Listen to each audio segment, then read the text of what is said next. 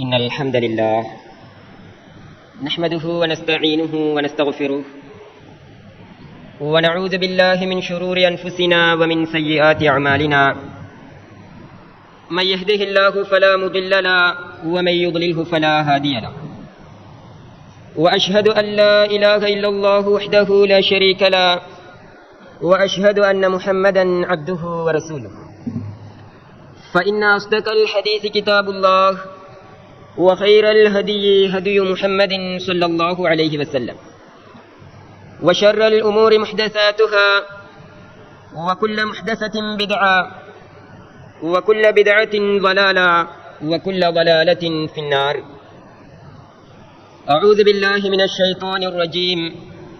بسم الله الرحمن الرحيم. قاف والقرآن المجيد بل عجبوا أن جاءهم منذر منهم فقال الكافرون هذا شيء عجيب. اللهم صل على محمد وعلى آل محمد كما صليت على إبراهيم وعلى آل إبراهيم إنك حميد مجيد. اللهم بارك على محمد وعلى آل محمد كما باركت على إبراهيم وعلى آل إبراهيم إنك حميد مجيد. அல்லாஹ் சுப்ஹானஹு தஆலா இவ்வுலகிலே மனிதர்களாகிய எம்மை படைத்து எம்முடைய மறுமை வாழ்க்கைக்கான சகலவிதமான ஏற்பாடுகளையும் செய்து கொள்ளும் பொருட்டு எமக்கான ஒரு வாழ்க்கையை வழங்கி இருக்கின்றான். இந்த வாழ்க்கையிலே ஒவ்வொரு மனிதனுக்கும் அவன் செய்கின்ற நல்ல செயல்களுக்கு அல்லாஹு தஆலா கூலி வழங்குகின்றான். அந்த கூலிகளை பொறுத்து மறுமை நாளிலே ஒவ்வொரு மனிதனுடைய அந்தஸ்துகளும் தீர்மானிக்கப்படுகின்றன. ஒரு மனிதன் அதிகமான அந்தஸ்துகளை மறுமையிலே அடைந்து கொள்வதற்காக வேண்டி அல்லாஹு தஆலா ஒரு சில காலகட்டங்களை ஏற்படுத்தி அந்த சந்தர்ப்பங்களிலே ஒருவர் அமல் செய்கின்ற போது அந்த அமலுக்கான கூலிகளை பன்மடங்காக அவரால் அடைந்து கொள்ள முடியும் என்பதனையும் இஸ்லாம் எங்களுக்கு தெளிவுபடுத்துகின்றது. ஒரு மனிதர் சாதாரணமான நாட்களிலே செய்து வரக்கூடிய அமல்களை விட ஒரு சில சந்தர்ப்பங்களிலே அதே அமலை அவர் செய்கின்ற போது அந்த செயலுக்கான கூலிகளை பல மடங்குகளாக அவர் அல்லாஹ்விடத்திலே பெற்றுக் கொள்வார். இன்னும் ஒரு சில சந்தர்ப்பங்களிலே மனிதர்களுக்கு நன்மைகளை செய்யும்படி அல்லாஹு தஆலா ஆர்வமூட்டுகின்றார். உதாரணமாக நாம் கடந்து வந்த ரமலானுடைய மாதத்தை பொறுத்தவரையிலே அதிகமான நல்லமல்கள் செய்வதற்கு ஆர்வமூட்டப்பட்ட ஒரு மாதம், நன்மைகளை செய்வதற்காக என்று வடிவமைக்கப்பட்ட ஒரு மாதமாக அந்த மாதமானது காணப்பட்டது. அந்த ரமலானுடைய மாதத்தை நாம் கடந்து 2 மாதங்கள் செல்லுகின்ற போது புனிதமிகு துல்ஹிஜ்ஜா என்ற மாதத்தை நாம் எல்லாம் அடைகின்றோம். அந்த துல்ஹிஜ்ஜா மாதத்திலே நாம் செய்யக்கூடிய அமல்களுக்கு, அந்த துல்ஹிஜ்ஜா மாதத்தின் முதலாவது 10 நாளிலே நாம் செய்யக்கூடிய அமல்கள் அல்லாஹுவிற்கு மிகவும் விருப்பமான அமல்களாக காணப்படுகின்றன என்பதனை ஸல்லல்லாஹு அலைஹி வஸல்லம் அவர்கள் எமக்கு தெளிவுபடுத்துகின்றார். ஸஹீஹுல் புகாரி என்ற ஹதீஸ் கிரந்தத்திலே 969வது இலக்கத்திலே பதிவு செய்யப்படக்கூடிய ஒரு செய்தி. ஸல்லல்லாஹு அலைஹி வஸல்லம் அவர்கள் சொல்லுகின்றார்கள், மா மின் அய்யாமின் அல் அமலு ஸாலிஹு ஃபீஹின்ன அஹப்பு இலல்லாஹி மின் ஹாதிஹில் அய்யாமில் அஷ்ர். துல்ஹஜ் மாதத்தின் முதலாவது 10 நாட்களிலே செய்யப்படக்கூடிய அமல்களை பொறுத்தவரையிலே ஏனைய காலங்களிலே செய்யப்படக்கூடிய அத்தனை அமல்களை விடவும் இந்த 10 நாட்களின் அமல்கள் அல்லாஹுவிற்கு மிகவும் விருப்பத்திற்குரியதாகும். ஒரு மனிதர் ஏனைய காலங்களிலே அமல் செய்கின்றார், அதிகளவான நற்செயல்களை புரிகின்றார். ஆனால் இந்த துல்ஹிஜ்ஜா மாதத்தினுடைய முதலாவது 10 நாட்களிலே அவர் செய்கின்ற அமல்களுக்கு ஏனைய காலங்களிலே செய்கின்ற அமல்கள் ஈடாவது கிடையாது. ஏனைய காலங்களிலே செய்கின்ற அமல்களை விட இந்த 10 நாட்களிலே ஒருவர் செய்யக்கூடிய அமல் அல்லாஹ்விற்கு மிகவும் விருப்பமானதாகும். நாம் செய்யக்கூடிய எந்த அமலாக இருந்தாலும் இந்த 10 நாட்களை நாம் பயன்படுத்தி அமல் புரிவோமாக இருந்தால் அந்த ஒவ்வொரு அமலும் அல்லாஹ்விடத்திலே மிக மிக விருப்பத்திற்குரிய அமல்களாக அமைந்துவிடும்.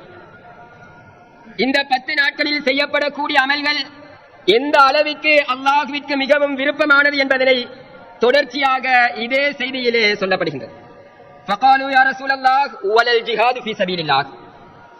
இந்த 10 நாட்களிலே செய்யப்படக்கூடிய அமல்கள் அல்லாஹ்விற்கு மிக மிக விருப்பத்திற்குரிய அமல்கள் ஆகும் என்று ஸல்லல்லாஹு அலைஹி வஸல்லம் அவர்கள் சொல்லிய அந்த சந்தர்ப்பத்திலே ஸல்லல்லாஹு அலைஹி வஸல்லம் அவர்களிடத்திலே தோழர்கள் கேட்கின்றார்கள், அல்லாஹ்வுடைய தூதரே, இந்த 10 நாட்கள் அல்லாத ஏனைய காலங்களிலே ஒருவர் அல்லாஹ்வுடைய பாதையிலே யுத்தம் புரிகின்றார், அல்லாஹ்வுடைய பாதையிலே போராடுவதற்காக அவர் செல்கின்றார். இப்படி தன்னுடைய உயிரை கூட அல்லாஹ்வுடைய பாதையிலே கொடுப்பதற்காக செல்லக்கூடிய ஜிஹாதை விடவும் இந்த 10 நாட்களிலே செய்கின்ற அமல்கள் அல்லாஹ்விற்கு விருப்பமானதாக அமையுமா என்று அல்லாஹ்வுடைய தூதரிடத்திலே கேட்கின்றார். ஜிஹாதை பொறுத்தவரையிலே எமக்கு மிக தெளிவாக தெரியும், மிகவும் கடினமான ஒன்று.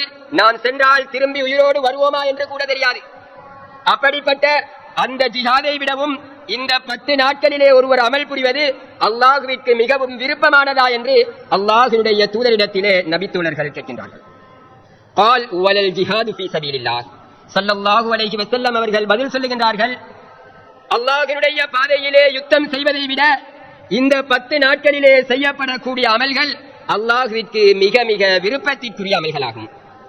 ஒருவர் ஏனைய காலங்களிலே அல்லாஹ்வுடைய பாதையிலே போராடுவதற்கு செல்கின்றார்.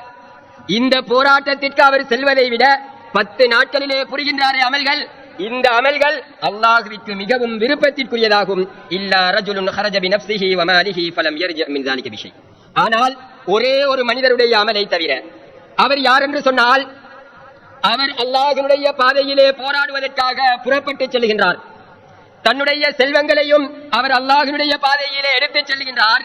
இவ்வாறு செல்லக்கூடிய அந்த மனிதர் அந்த யுத்தத்திலே இருந்து மீண்டு வரவில்லை. அவருடைய செல்வங்களும் அங்கே இருந்து திரும்பி வரவில்லை. இவர்தான் அதிகமான அந்தஸ்தை அடைபவர். இவருக்கு அடுத்ததாக இந்த 10 நாட்களிலே செய்யப்படக்கூடிய அமல்கள் அல்லாஹ்விற்கு மிக மிக விருப்பத்திற்குரியது என்பதாக ஸல்லல்லாஹு அலைஹி வஸல்லம் அவர்கள் தெளிவுபடுத்துகின்றார்கள்.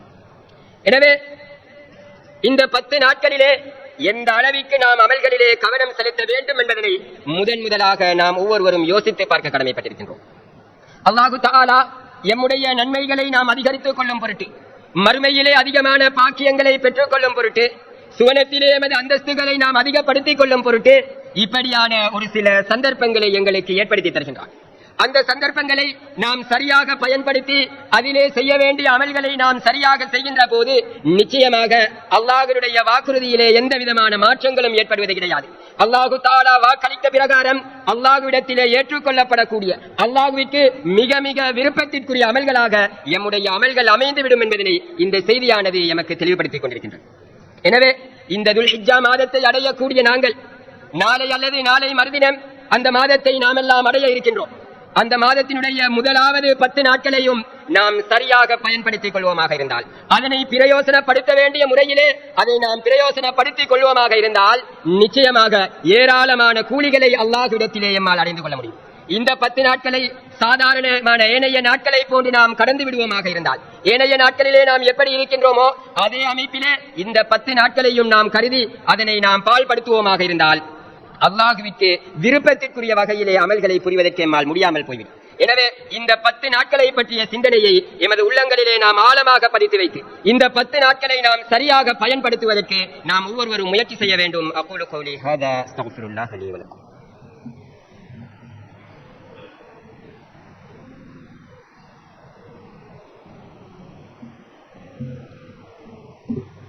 இன்னல் ஹம்தலில்லாஹ் نحمده ونستعينه ونستغفره ونعوذ بالله من شرور أنفسنا ومن سيئات أعمالنا من يهده الله فلا مضل له ومن يضلله فلا هادي له وأشهد أن لا إله إلا الله وحده لا شريك له وأشهد أن محمدا عبده ورسوله. اللهم صل على محمد وعلى آل محمد كما صليت على إبراهيم وعلى آل إبراهيم إنك حميد مجيد. اللهم بارك على محمد وعلى آل محمد كما باركت على إبراهيم وعلى آل إبراهيم إنك حميد مجيد. கண்ணியமான மாதங்களிலே ஒன்றாகிய துல்ஹிஜ்ஜா மாதத்தினுடைய முதலாவது 10 நாட்களிலே செய்யப்படக்கூடிய அமல்கள் ஏனைய காலங்களிலே செய்யப்படும் அமல்களை விட அல்லாஹ்வுக்கு மிகவும் விருப்பத்திற்குரியதாகும் என்பதனை நாம் மேலே அவதானித்தோம். இந்த துல்ஹிஜ்ஜா மாதத்தினுடைய 9வது நாள் அரஃபா நாள் என்று சொல்லப்படும். அதாவது ஹஜ் பெருநாளுடைய தினத்திற்கு முந்தைய தினம். இந்த நாளிலே ஒரு மனிதன் நோன்பு நோட்பதை குறித்து ஸல்லல்லாஹு அலைஹி வஸல்லம் அவர்கள் சொல்கின்றார். சியாமு யௌமி அரஃபா அஹ்தஸிபு அலல்லாஹி அன் யுகஃபிர ஸனத அல்லதி கப்லஹு வஸ்ஸனத அல்லதி பஅதஹு. அரஃபா நாளிலே நோன்பு நோட்பதன் மூலமாக கடந்த வருடத்தினுடைய பாவங்களும் எதிர்வரக்கூடிய வருடத்தின் பாவங்களும் மன்னிக்கப்படும் என்பதாக ஸல்லல்லாஹு அலைஹி வஸல்லம் அவர்கள் சொல்லி காட்டுகிறார். துல்ஹஜ் மாதத்தினுடைய 10 நாட்களிலும் நாம் செய்கின்ற ஒவ்வொரு அமல்களும் அல்லாஹ்வுக்கு மிகவும் விருப்பமானது. அதிலும் இந்த துல்ஹஜ் மாதத்தினுடைய 9வது நாளிலே நாம் நோன்பு நோட்போமாக இருந்தால் அந்த நோன்பின் மூலமாக எமக்கு கிடைக்கக்கூடிய பிரயோசனம் என்னவென்றால், நாம் கடந்த வருடத்திலே செய்த பாவங்கள் எம்மை விட்டும் அழிக்கப்படுகின்றன. கடந்த வருடத்திலே நாம் புரிந்த பாவங்கள் எம்மை விட்டும் போக்கப்படுகின்றன. அதே போன்று எதிர்வருகின்ற வருடத்திலே நாம் புரியக்கூடிய பாவங்களுக்கு பரிகாரமாகவும் அந்த ஒரு நாளினுடைய நோன்பு அமைந்து விடும் என்பதாக அல்லாஹ்வினுடைய தூதர் அவர்கள் சொல்லி காட்டுகின்றார்கள்.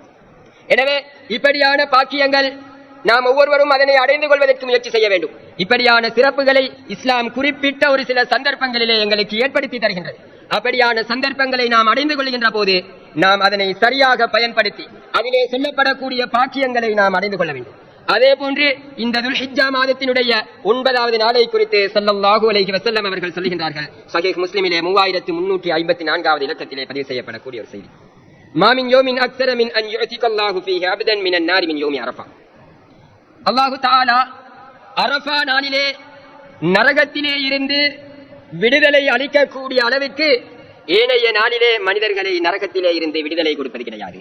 ஏனைய நாட்களிலே மனிதர்களுக்கு நரகத்திலே இருந்து விடுதலை கொடுப்பதை விட அரஃபாவுடைய நாளிலே அதிகமாக அல்லாஹு தஆலா விடுதலை வழங்குகின்றான். அதிகமான நரகவாசிகள் இந்த அரஃபா நாளிலே நரகத்திலே இருந்து விடுதலை பெறுவார்கள் என்பதாக ஸல்லல்லாஹு அலைஹி வஸல்லம் அவர்கள் சொல்லுகின்றார். அந்த அளவிற்கு இந்த ஒரு நாளை குறித்து இஸ்லாம் எமக்கு தெளிவுபடுத்துகின்றது. இந்த ஒரு நாளிலே நோன்பு பிடிக்கின்றோமா 2 வருட குற்றங்களுக்கு பரிகாரமாக அமைகின்றது. இந்த ஒரு நாளை அல்லாஹு தஆலா விசேடமாக நரகவாசிகளை அதிகமாக நரகத்திலே இருந்து விடுதலை செய்யக்கூடிய ஒரு நாளாக அடையாளப்படுத்தி காட்டுகின்றார். எனவே நாம் ஒவ்வொருவரும் இப்படியான சந்தர்ப்பங்களை அடைகின்ற போது நாம் இந்த இடங்களை சரியாக பயன்படுத்தி சரியான முறையிலே அமல்களை செய்வதற்கு நாம் முயற்சிக்க வேண்டும். அதே போன்று துல்ஹஜ் மாதத்தினுடைய 10வது நாள் நாம் ஹஜ் பெருநாள் என்ற அந்த தினத்தை கொண்டாடக்கூடிய தினமாகும். அன்றைய தினமும் ஸல்லல்லாஹு அலைஹி வஸல்லம் அவர்கள் அடையாளப்படுத்திய 10 நாட்களிலே ஒரு நாளாகும். அன்றைய நாளிலும் நாம் அதிகமான நல்ல அமல்களை புரிவதற்கு முன்வர வேண்டும். அன்றைய தினத்தை பொறுத்தவரையிலே இஸ்லாம் எமக்கு காட்டி தந்த மிக பிரதானமான அமலாக அறுத்து பலியிடுதல் என்ற விடயம் காணப்படுகின்றது. அந்த அறுத்து பலியிடுவதற்காக வேண்டி நாம் ஒவ்வொருவரும் முயற்சி செய்ய வேண்டும். இந்த அறுத்து பலியிடுதல் விடயத்திலே அதிகமானவர்கள் பொறுப்போக்காக இருந்து கொண்டிருக்கின்றோம். அதிகமானவர்கள் கவனயீனமாக அலட்சியமாக இருந்து கொண்டிருக்கின்றோம். ஆனால் இந்த அறுத்து பலியிடுதல் என்ற சம்பவம் எவ்வாறு உருவாகியது என்பதனை நாம் சரியாக புரிந்து கொள்வோமாக இருந்தால் நிச்சயமாக ஒவ்வொருவரும் இந்த துல்ஹஜ் 10வது தினத்திலே உல்ஹியா பிராணிகளை அறுப்பதற்கு நிச்சயமாக முன்வருவோம். நாம் ஒவ்வொருவரும் தெரிந்து வைத்திருக்கக்கூடிய விடயம், நபி இப்ராஹிம் அலைஹிஸ்ஸலாத்து வஸ்ஸலாம் அவர்களுடைய தியாகத்தை அடிப்படையாக நிறுத்தி இந்த துல்ஹஜ் 10வது தினத்திலே அல்லாஹு தஆலா அறுப்பு பிராணிகளை அறுக்குமாறு எமக்கு கட்டளையிட்டிருக்கின்றான். இந்த சம்பவத்தை குறித்து அல்லாஹு தஆலா சூரா சாஃபாத் என்ற அத்தியாயத்தின் 100வது வசனம் தொடக்க முக்கியமான ஒரு சில விடயங்களை கூறுகின்றான். நபி இப்ராஹிம் அலைஹிஸ்ஸலாத்து வஸ்ஸலாம் அவர்கள் அல்லாஹ்விடத்திலே ஒரு பிரார்த்தனை செய்கின்றார்கள். ரப்பி ஹப்லி மினஸ் சாலிஹீன், ரப்பே எனக்கு சிறந்த ஒரு குழந்தையை தா, எனக்கு நல்ல ஒரு சாலிகான குழந்தையை தா என்று அல்லாஹ்விடத்திலே இப்ராஹிம் அலைஹிஸ்ஸலாத்து வஸ்ஸலாம் அவர்கள் பிரார்த்திக்கின்றார்கள். ஃபபஷர்னாஹு பிகுலாமின் ஹலீம், அவருக்கு நாங்கள் இரக்க சிந்தனையுள்ள ஒரு குழந்தையை கொண்டு நன்மாராயம் கூறினோம். ஃபலம்மா பலக மஅஹு ஸஅய قال يا بني إني أرى في المنام أني أذبحك. அந்த குழந்தை பிறந்து சிறிது காலம் கடந்து சென்று அந்த குழந்தை குறிப்பிட்ட ஒரு பருவத்தை அடைந்த நேரத்திலே இப்ராஹிம் அலைஹிஸ்ஸலாத்து வஸ்ஸலாம் அவர்களுக்கு அந்த குழந்தையை அறுத்து பலியிடுமாறு அல்லாஹு தஆலா கனவிலே காண்பிக்கின்றான். உடனே அவர்கள் தன்னுடைய குழந்தையிடத்திலே சொல்கின்றார்கள், யா புனைய இன்னி அரா ஃபில் மனாமி அன்னி அஸ்பஹ், எனது அருமை குழந்தையே, உன்னை நான் அறுத்து பலியிடுவதாக கனவு கண்டேன். உன்னை அறுத்து பலியிடுமாறு அல்லாஹ் எனக்கு கட்டளையிட்டிருக்கின்றான். ஃபன்துர் மாதா தரா, இதன் விடயத்திலே நீ என்ன கருதுகின்றாய்? அல்லாஹ்வினுடைய கட்டளையை நான் நிறைவேற்றுவதா இல்லையா? இந்த விடயத்திலே நீ என்ன கருதுகின்றாய் என்று தன்னுடைய குழந்தையை பார்த்து கேட்கின்றார்கள். தன்னிடத்திலே இருக்கக்கூடிய செல்வத்தை செலவு செய்யுமாறு அல்லாஹ் அவர்களுக்கு சொல்லவில்லை. அவர்கள் வளர்க்கின்ற ஒரு பிராணியை அறுத்து பலியிடுமாறு அல்லாஹு தஆலா கட்டளையிடவில்லை. அவர்கள் அல்லாஹ்விடத்திலே பிரார்த்தனை செய்து முதுமை பருவத்திலே அவர்களுக்கு கிடைத்த அந்த குழந்தையை அறுத்து பலியிடுமாறு அல்லாஹு தஆலா கட்டளையிடுகின்றான். அவர்கள் பின்வாங்காமல் அந்த குழந்தையிடத்திலே கேட்கின்றார்கள். அந்த குழந்தை சொல்கின்றது, قال يا أبت افعل ما تؤمر, எனது தந்தையே, உங்களுக்கு கட்டளையிடப்பட்டதை நீங்கள் நிறைவேற்றுங்கள். அல்லாஹ் உங்களுக்கு என்ன கட்டளையிட்டானோ அந்த கட்டளையை நீங்கள் நிறைவேற்றுங்கள். சதஜிதுனி இன்ஷா அல்லாஹு மினஸ் சாபிரீன், அல்லாஹ் நாடினால் நீங்கள் பொறுமையாளர்களிலே ஒருவராக என்னை காண்பீர்கள். அல்லாஹ்வுடைய கட்டளையை நீங்கள் நிறைவேற்றுங்கள் என்பதாக அந்த குழந்தை தன்னுடைய தந்தையை பார்த்து சொல்கின்றது. ஃபலம்மா அஸ்லமா வதல்லஹு லில்ஜபீன், இரண்டு பேரும் நபி இப்ராஹிம் அலைஹிஸ்ஸலாத்து வஸ்ஸலாம் அவர்களும் அவர்களுடைய மகன் இஸ்மாயில் அலைஹிஸ்ஸலாம் அவர்களும் அல்லாஹ்வினுடைய கட்டளைக்கு அடிபணிந்தவர்களாக அல்லாஹ்வினுடைய கட்டளையை நிறைவேற்றுவதற்காக வருகின்றார்கள். தனது மகனை இப்ராஹிம் அலைஹிஸ்ஸலாம் அவர்கள் அறுப்பதற்கு முனைந்த அந்த சந்தர்ப்பத்திலே வனாதைனாஹு அன்யா இப்ராஹிம், இப்ராஹிமே என்று நாம் இப்ராஹிமை அழைத்து அவரை பார்த்து சொன்னோம், கத் ஸத்தக்தர் ருயா, நிச்சயமாக நீங்கள் நாம் உமக்கு காண்பித்த கனவை மெய்ப்படுத்தி விட்டீர்கள், நாம் உங்களுக்கு காண்பித்த கனவை உண்மைப்படுத்தி விட்டீர்கள். இன்னா கஸாலிக நஜ்ஸில் முஹ்ஸினீன், நல்லவர்களுக்கு நாம் இவ்வாறு தான் கூலி கொடுப்போம். இன்ன ஹாதா லஹுவல் பலாஉல் முபீன், சொல்லிவிட்டு அல்லாஹ் தஆலா சொல்லுகின்றான், நிச்சயமாக இது மிகவும் தெளிவான ஒரு சோதனையாக இருந்தது. தன்னுடைய குழந்தையை அல்லாஹ்விற்காக வேண்டி அறுத்து பலியிடுவது என்றால் எந்த ஒரு மனிதராவது செய்வதற்கு முன்வருவாரா? ஆனால் நபி இப்ராஹிம் அலைஹிஸ்ஸலாம் அவர்கள் அல்லாஹ்வுடைய கட்டளை என்ற ஒரே காரணத்தினால் மிக தெளிவான சோதனையாக இருந்தும் செய்வதற்கு மிகவும் கடினமான ஒரு செயலாக இருந்தும் அதனை செய்வதற்கு அவர்கள் முன்வருகின்றார்கள். அல்லாஹ் தஆலா இந்த சோதனையை குறித்து சொல்கின்றான், இது மிக தெளிவான சோதனையாக இருந்தது. ஃபஃபதைனாஹு பிதபிஹின் அலீம், தன்னுடைய குழந்தையை அவர்கள் அறுப்பதற்கு முன்வந்ததன் காரணமாக அதற்கு பகரமாக மகத்தான ஒரு பலியை நாம் அவர்கள் மீது கடமையாக்கினோம். வபஷர்னாஹு பிஇஸ்ஹாக், அந்த பலிபிராணியின் பிறகு வதரக்னா அலைஹி ஃபில் ஆகிரீன், இதனை அவர்கள் காலகாலமாக மக்கள் எல்லாம் ஞாபகம் செய்வதற்காக வேண்டி பின்னர் வரக்கூடியவர்களின் மீதும் நாம் கடமையாக்கினோம். சலாமுன் அலா இப்ராஹிம், இப்ராஹிமின் மீது அல்லாஹ்வுடைய சாந்தி உண்டாகட்டும் என்பதாக அல்லாஹ் தஆலா சொல்லி காட்டுகின்றான். எனவே இந்த துல்ஹிஜ்ஜா மாதத்திலே 10வது தினத்திலே நாம் அறுக்கக்கூடிய அந்த அறுப்பு பிராணிகள் எந்த அளவிற்கு அதனை நாம் அறுப்பது முக்கியத்துவம் வாய்ந்தது என்பதனை நாம் ஒவ்வொருவரும் யோசிப்பதற்கு கடமைப்பட்டிருக்கின்றோம். நாம் எத்தனையோ விதமான செலவுகளை செய்கின்றோம், எத்தனையோ விதமாக நமது செல்வங்களை செலவழிக்கின்றோம். ஆனால் அல்லாஹ்வினுடைய பாதையிலே ஒரு சில செலவுகள் என்று வருகின்ற போது எமது கைகள் சில நேரங்களிலே முடங்கிக் கொள்கின்றன. நாம் இதற்கு செலவு செய்தால் எம்முடைய இன்ன பிற தேவைகளுக்கு நாம் எவ்வாறு செலவு செய்வது என்று நாம் சிந்திப்பதற்கு ஆரம்பிக்கின்றோம். ஆனால் பாருங்கள், இப்ராஹிம் அலைஹிஸ்ஸலாம் அவர்கள் இருக்கின்ற இந்த குழந்தையை நான் அறுத்துவிட்டால் நான் என்ன செய்வது என்று சிந்திக்கவில்லை. அல்லாஹ்வினுடைய கட்டளையா உடனடியாக அதனை அவர்கள் செய்வதற்கு முன்வந்தார்கள். ஆனால் இன்று எம்முடைய நிலைமை, நாம் மிக மிக பலவீனமாக இந்த உல்ஹியாவினுடைய விடயத்திலே இருந்து கொண்டிருக்கின்றோம். எத்தனையோ பேர் இந்த ஊரிலே இருந்து கொண்டு குறிப்பிட்ட ஒரு சில அளவுதான் எம்முடைய பங்களிப்பு உல்ஹியாவிலே காணப்படுகின்றது. எனவே நாம் ஒவ்வொருவரும் இந்த உல்ஹியாவினுடைய விடயத்திலே சரியான முறையிலே கவனம் செலுத்துவதற்கு கடமைப்பட்டிருக்கின்றோம். அதிலும் இந்த உல்ஹியா கொடுக்கக்கூடியவர்கள் முக்கியமாக கவனிக்க வேண்டிய விடயம் என்னவென்றால், சூரா ஹஜ் என்ற அத்தியாயத்தின் 37வது வசனத்திலே அல்லாஹ் தஆலா சொல்லுகின்றான், லை யனாலல்லாஹு லுஹூமுஹா வலா திமாஉஹா, நாம் அறுக்கின்றோமே அறுப்பு பிராணிகள், இந்த பலி பிராணிகளை நாம் அறுக்கின்ற போது அதனுடைய இறைச்சிகளோ அதனுடைய இரத்தங்களோ அல்லாஹுவை சென்றடைவது கிடையாது. நாம் அறுக்கின்றோம், அதனுடைய இரத்தம் அது அல்லாஹுவிற்கு தேவையில்லை, அதனுடைய மாமிசங்கள் அவையும் அல்லாஹுவிற்கு தேவையில்லை. வலகின் யனாலுஹு தக்வா மின்கும், ஆனால் அல்லாஹுவிற்கு என்ன தேவை என்றால் உங்களுடைய இறை அச்சம் தான் அவனுக்கு தேவை. இரத்தங்களோ மாமிசங்களோ அல்லாஹுவை சென்றடைவது கிடையாது. என்றாலும் உங்களுடைய இறை அச்சம் தான் அல்லாஹுவை சென்றடைகின்றது என்பதாக அல்லாஹு தஆலா சொல்லி காட்டுகின்றான். எனவே நாம் ஒவ்வொருவரும் இந்த உல்ஹியாவினுடைய விடயத்திலே சரியான எண்ணத்தோடு சரியான சிந்தனையோடு நாம் ஒவ்வொருவரும் பங்கு கொள்வதற்கு முயற்சி செய்ய வேண்டும். அதற்காக வேண்டி அல்லாஹு தஆலா எம் ஒவ்வொருவருடைய உள்ளங்களையும் விசாலப்படுத்தி வைப்பானாக. துல்ஹஜ் 10 நாட்களிலே நாம் புரியக்கூடிய ஒவ்வொரு அமல்களும் அல்லாஹுவிற்கு மிகவும் விருப்பமாக இருக்கின்ற காரணத்தினால் இந்த 10 நாட்களிலே எம்மால் முடியுமான அளவிற்கு நல்லமல்கள் செய்வதற்கும் 9வது நாளிலே நாம் நோன்பு நோட்பதற்கும் 10வது தினத்திலே அறுப்பு பிராணிகளை அறுத்து பலியிடுவதற்கும் அல்லாஹு தஆலா எமக்கான வாய்ப்பு வசதிகளை ஏற்படுத்தி தருவானாக. அகூலு கௌலி ஹதா அஸ்தக்ஃபிருல்லாஹ்.